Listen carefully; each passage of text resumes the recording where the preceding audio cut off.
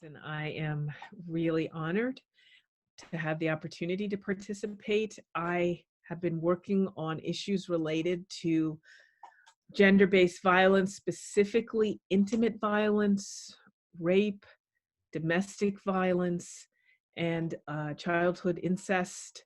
Um, Especially focusing on women of color. My first book was on Black women in particular, and I've been doing that for about 25 years, doing this work as a teacher in a seminary context. I teach at Drew University Theological School.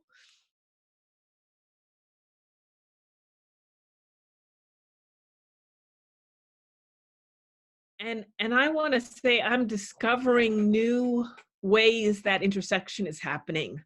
I'm especially, as I said, interested in persons who are most vulnerable. So, for example, a brown woman who is an immigrant fleeing domestic violence in a context of a community in South America, where that in her community she experienced domestic violence in her home, but experienced the complicity of law enforcement with that abuser, and literally felt her life to be threatened, and perhaps the life of her children, and might in that experience of domestic violence have experienced sexual assault from her domestic partner, which then resulted in an unwanted pregnancy. And so I'm giving an example of someone who might be seeking asylum right now. Yes. And and and so this combination of vulnerability, a political stigma related to racism against her brown Latina self that is so heightened now, particularly against immigrants, and also needing some kind of medical access and support because of facing an unwanted pregnancy, Yeah. and needing to find the kind of resources for wholeness because she might be fleeing domestic violence, and then arriving here and being treated in a manner where she is criminalized, literally. Yes. And the connection I want to make to our faith communities is the fact that the United States is a predominantly Christian nation. And so you had a Christian, I am ashamed to say, United Methodist Attorney General, Jeff Sessions, initiating this policy of criminalizing those who are seeking asylum by citing scripture. Yes, yes. And specifically citing Romans as a justification for a so-called zero tolerance policy that will criminalize someone like this woman that I am describing as an example, though there are specific cases that that I could name of women who were fleeing domestic violence and had unwanted pregnancy, and girls, and were in a situation of needing to terminate that pregnancy, wanting to terminate that pregnancy, and getting caught in the ways in which I'm describing this political context of dehumanization and denial of even the possibility of reproductive dignity, let alone an opportunity to have access to some degree of that, because reproductive dignity is about flourishing. It's not about merely surviving.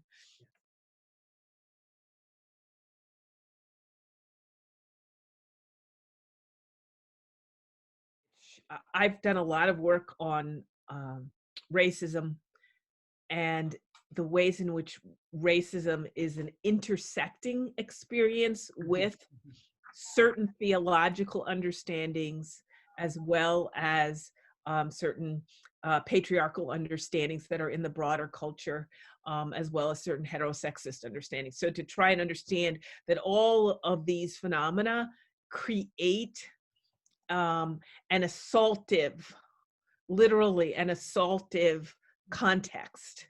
So when I'm talking about vulnerability, I'm talking about political vulnerability in all of these ways.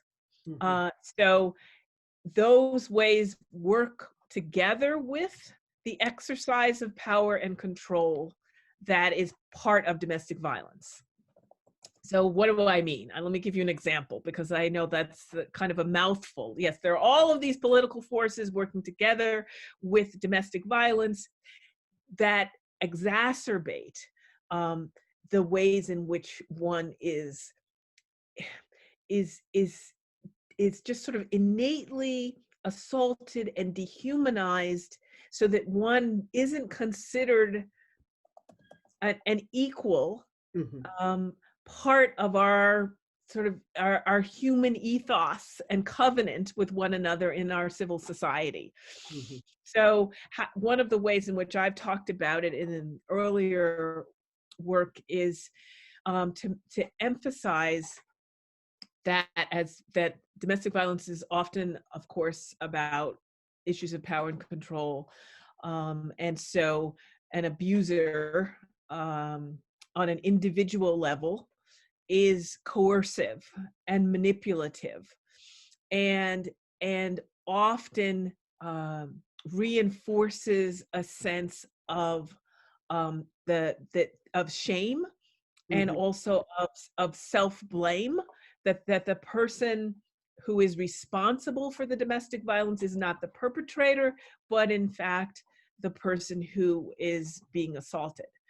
So that's how power and control often works. This Yes. kind Yes. of, Yes. if you didn't, um, if you're responsible because you are a shameful excuse for a mother, for a wife, idiot in ways in which you should be in relationship to, not just to our Christian God.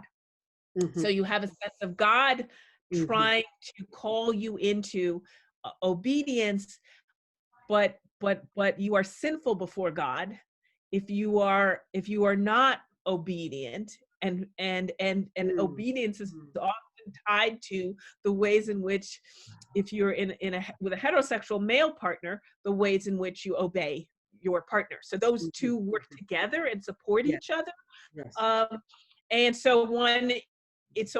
so you're perpetually sinful and Yeah. shamefully sinful if you're not obedient to your partner, and your partner is telling you that you are a failure in the ways in which you are ways in which the role you're playing.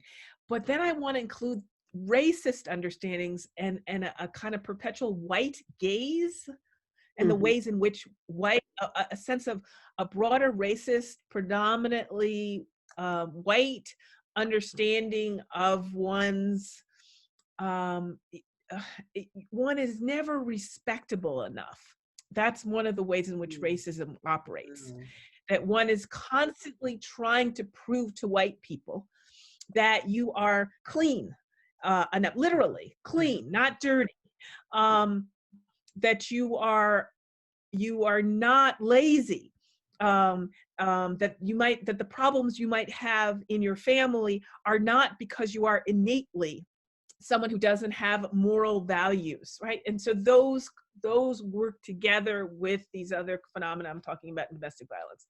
And then, of course, obviously, the gender understandings of the ways in which women who are, if you're not anything from, if you don't have the right shape or figure, if you're not thin enough, Mm. then there are ways in which you are obviously letting yourself go, and shameful, and ugly and deserving of the kinds of abuse that you might be enduring. So I'm just trying to describe this this kind of toxic soup that can surround you as you're trying to say, how do I, from God, abuser, a white gaze, and a patriarchal societal gaze, how does one understand oneself as having worth, Yes. as being able to say, I'm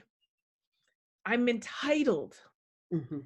Mhm. to be able to have a sense of what I want to do with my body that allows me to feel like I am whole. I'm coming back to that wholeness. The wholeness. Yes. Not to mention that Jeff Sessions literally put in place a rule that does not recognize domestic violence as a reason one should be fleeing asylum. So anyway, I'm just trying to say my example is not just this hypothetical example of the ways in which the state and, as he uses, the Christian authority work together to, in this incredibly racist and misogynist way, understand sort of the value and dignity and worth and entitlement of someone who has been assaulted and needs to think about birth control or any range of bodily health needs, especially related to gynecological health decisions, doesn't have that kind of entitlement. So I want to be careful and make sure that I'm also saying that in the midst of all of this assault, there also is tremendous resilience and tremendous ways of developing creative strategies of resistance. Yeah. But never, ever without support. Yeah. You know, there's a need for support and support networks, and those have to be body, mind, spirit, right? They have to, all three need to be resources that understand that all three have to be in this cumulative process.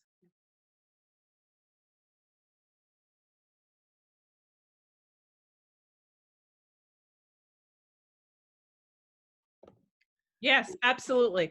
And I want to include, so I'm including, so that's one example, but I would also include a middle class or a economically struggling poor woman, Black woman, African American woman here in the United States who might be heterosexually partnered and who might live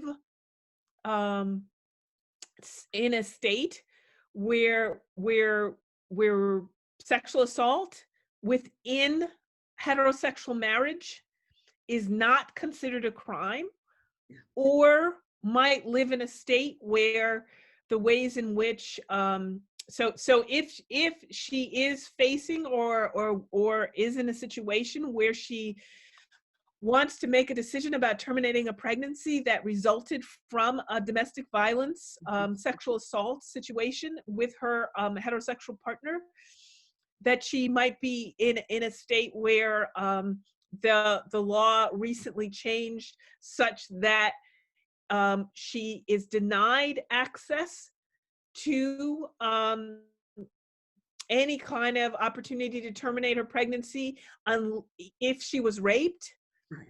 Or if she was raped and did not report it to the police. And so I want to describe the ways in which there may be a heterosexually partnered Black woman who may experience this broader racist context of policing. Yes. Where not only is it extremely difficult to report one's partner, domestic violence partner, for sexual assault, and to describe the context of in the context of particularly a heterosexual marriage, such that a police officer or prosecutor would take it seriously, but that one would even feel comfortable doing so in our broader climate where we are, it seems like every week, but certainly on a regular basis, being hearing in our larger media about the ways in which police officers have a racist response to to Black, not just Black men, but to Black women But to as Black well. women. I want to give a shout out to Say Her Name campaign that is identifying Black women who have been targeted by police, but it creates a broader, my point is that it creates a broader ethos of fear and distrust Yes. of the police Yes. in a situation where one is already fearful and distrustful.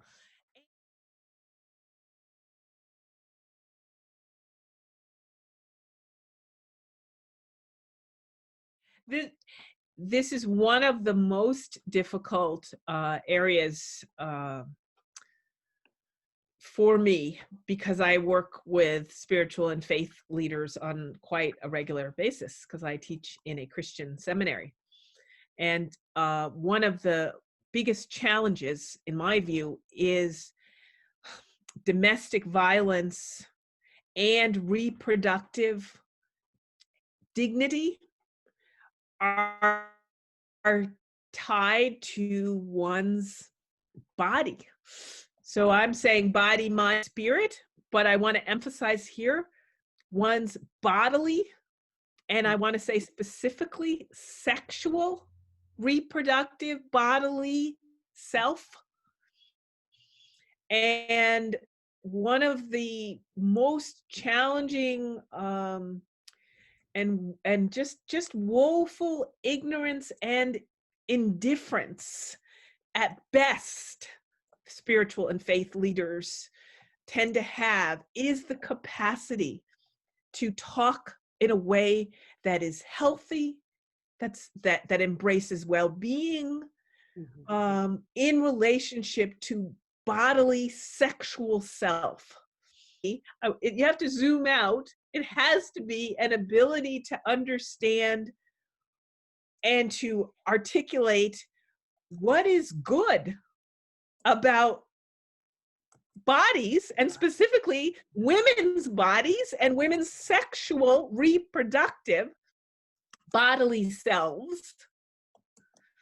And what does it mean for a faith and spiritual leader to actively, proactively affirm that bodily self, connected in all the ways I've been talking about all along, connected to spirit, specifically connected to spirit and spirituality and the divine, but also connected to the emotional, because domestic violence is about emotional torment.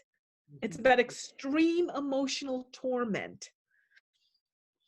And often threat of violence, not merely violence, but often threat of violence and living with the torment of that threat of violence. And at the very least, what does it mean for faith and spiritual leaders to make a connection between the kind of affirmation for mind, body, and spirit that specifically reinforces entitlement. I just can't say that enough. Entitlement to wholeness and communal support. That is the role they need to play. Is to say, no, I'm not bestowing. I'm not giving you charity. I'm not saying that I am out of the in some way God will forgive you and give you something that that you don't necessarily deserve. But will say, no, God created you in a way that is entitled, that God welcomes, intends for you to have grace and wholeness and freedom.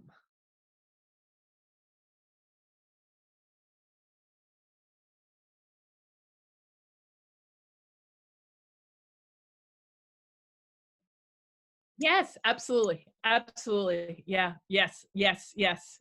And I want to just one little piece of that is to stress that I'm also talking about birth control and access to birth control Yes. and a decision about how one, when one, if one wants to reproduce.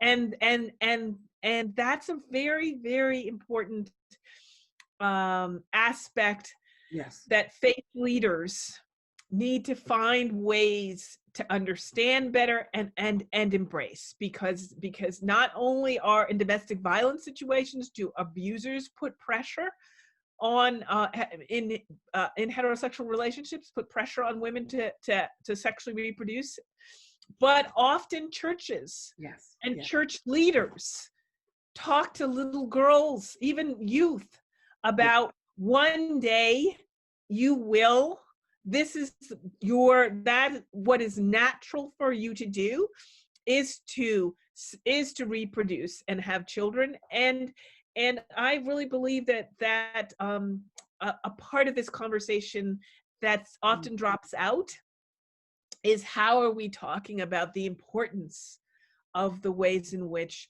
access to birth control and conversations with Yeah. health providers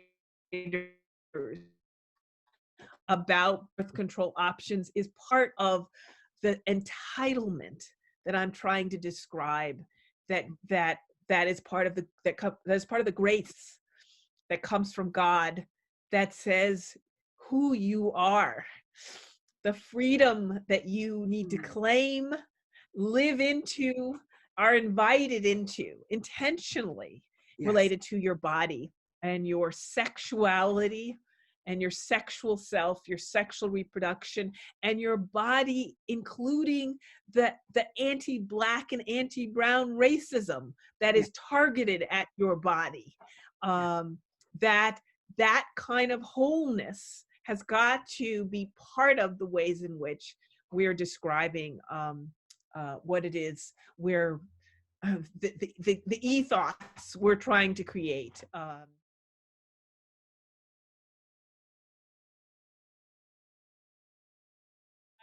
We need to Absolutely. get Thank this. you.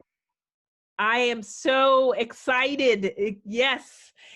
Solidarity and defiant spirituality. God bless.